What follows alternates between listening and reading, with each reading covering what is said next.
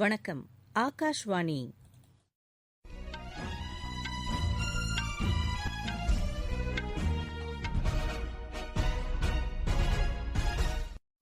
செய்திகள் வாசிப்பவர் ஜமீர் அக்தர். தலைப்புச் செய்திகள்.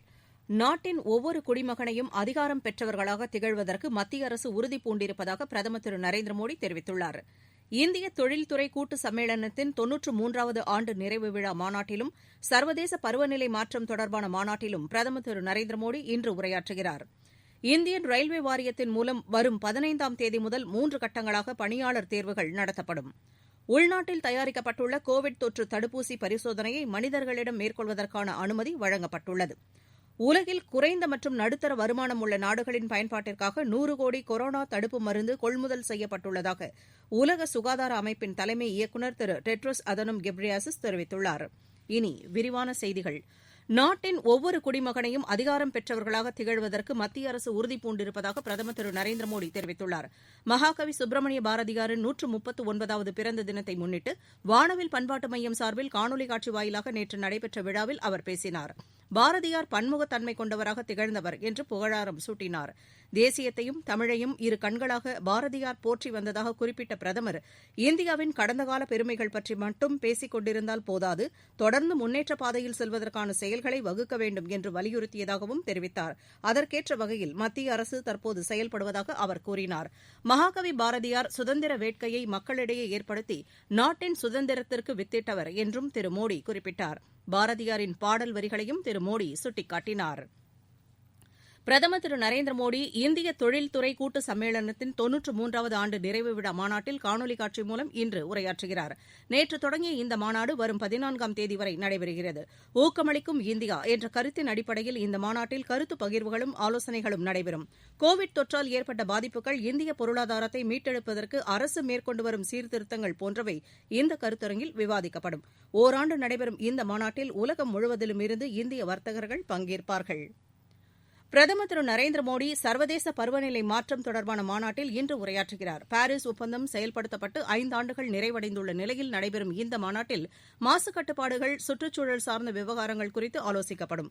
இதுகுறித்து புதுதில்லியில் செய்தியாளர்களிடம் பேசிய மத்திய சுற்றுச்சூழல் துறை அமைச்சர் திரு பிரகாஷ் ஜவ்டேகர், உலகில் 25% மாசு அமெரிக்கா வெளியிடுவதாக குறிப்பிட்டார். ஐரோப்பா 22%, சீனா 13%, ஐரோப்பா 22% கார்பன் வாயுவை வெளியிடுவதாக குறிப்பிட்டார். இந்தியாவிலிருந்து 3% அளவு மட்டுமே மாசு வெளியேறுவதாக அவர் தெரிவித்தார். அடுத்த 10 ஆண்டுகளுக்குள் 33 முதல் 35% வரை புகை மாசு வெளியீட்டை குறைப்பதற்கு இந்தியா உறுதிபூண்டுள்ளதாக அவர் தெரிவித்தார். இந்தியாவுக்கும் ஸ்வீடனுக்கும் இடையேயான நட்புறவு புத்துயிர் பெற்று வலுவாக இருப்பதாக மத்திய வர்த்தக அமைச்சர் திரு பியூஷ் கோயல் தெரிவித்துள்ளார். இரு நாடுகளின் வர்த்தக குழு கூட்டத்தில் காணொலி மூலம் கலந்து கொண்ட அவர் 2020ஆம் ஆண்டு மிகவும் சவால் நிறைந்ததாக இருந்ததாக குறிப்பிட்டார். இந்த சவாலை வாய்ப்பாக மாற்ற வேண்டும் என்று கூறினார்.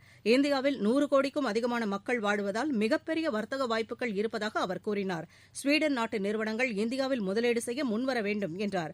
சுயசார்பு இந்தியா திட்டத்தின் கீழ் புதிய தொழில்நுட்ப திறமைகள், கல்வி மற்றும் சுகாதார வசதிகளை கூடுதலாக்க அரசு முயற்சி மேற்கொண்டு வருவதாக தெரிவித்தார். இந்தியாவில் உற்பத்தியை பெருக்குவதற்கு கூடுதல் அந்நிய நேரடி முதலீட்டு திட்டங்கள் ஊக்குவிக்கப்பட பிரதமர் திரு நரேந்திர மோடி உறுதியுடன் இருப்பதாக திரு பியூஷ் கோயல் தெரிவித்துள்ளார்.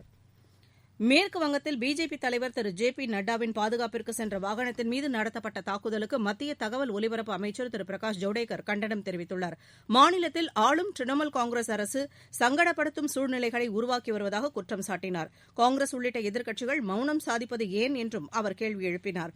மேற்குவங்க அரசு சட்டம் ஒழுங்கை உறுதி செய்ய வேண்டும் என்றும் திரு பிரகாஷ் ஜவ்டேகர் தெரிவித்தார். உலகின் தலைசிறந்த தரமுடையதாக இந்திய ஜவுளி திகழ்வதாக மத்திய ஜவுளித்துறை அமைச்சர் திருமதி ஸ்மிருதி இரானி கூறியுள்ளார்.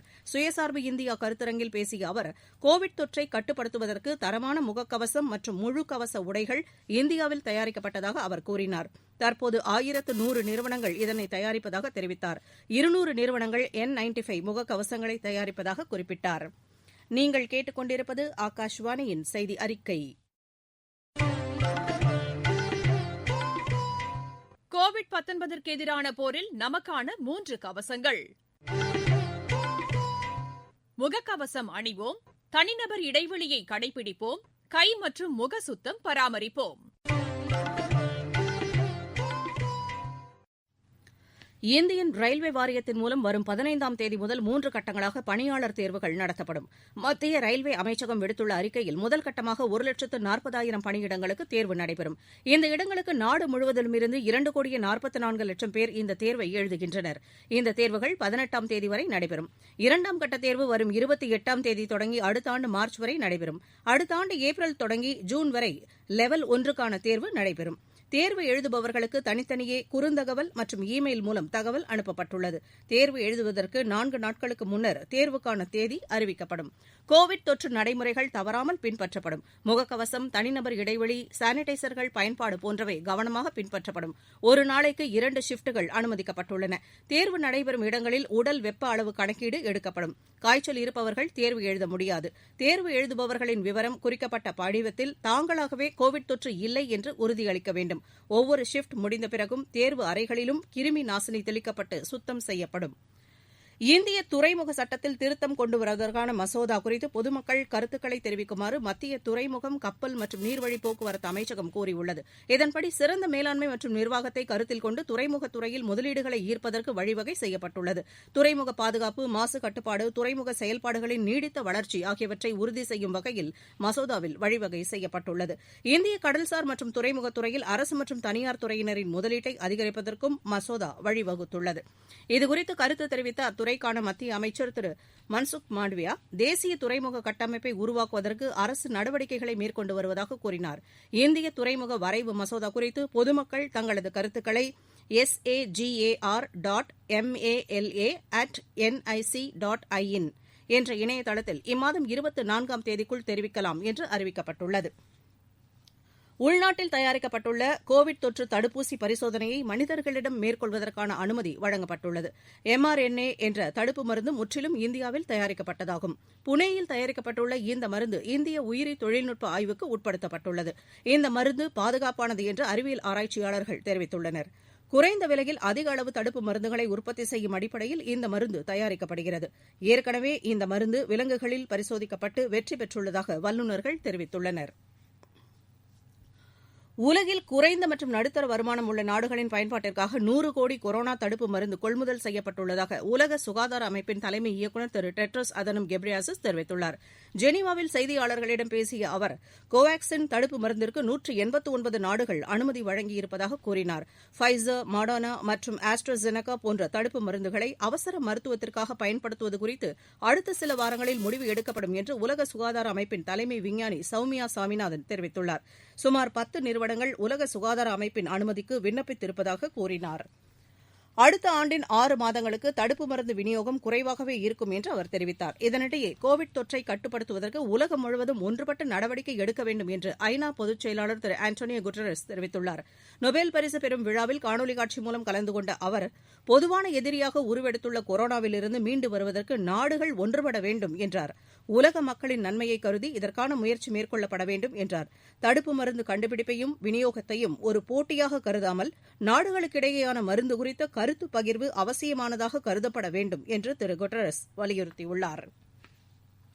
இந்தியா, ஆஸ்திரேலியா அணிகளுக்கு இடையே சிட்னியில் நேற்று தொடங்கிய 3 நாள் பயிற்சி ஆட்டத்தில் இந்தியா முதல் இன்னிங்ஸில் 194 ரன்னுக்கு ஆட்டம் இழந்தது. இந்திய வீரர் பும்ரா சிறப்பாக விளையாடி 71 ரன் குவித்ததோடு 2 விக்கெட்டுகளையும் சாய்த்தார். பின்னர் விளையாடிய ஆஸ்திரேலியா 108 ரன்களில் ஆட்டமிழந்தது. இதனால் இந்தியா 86 ரன் முன்னிலை பெற்றுள்ளது. 2வது இன்னிங்ஸ் ஆட்டம் இன்று நடைபெறுகிறது. மீண்டும் தலைப்புச் செய்திகள். நாட்டின் ஒவ்வொரு குடிமகனையும் அதிகாரம் பெற்றவர்களாக திகழ்வதற்கு மத்திய அரசு உறுதி பூண்டிருப்பதாக பிரதமர் திரு நரேந்திர மோடி தெரிவித்துள்ளார்.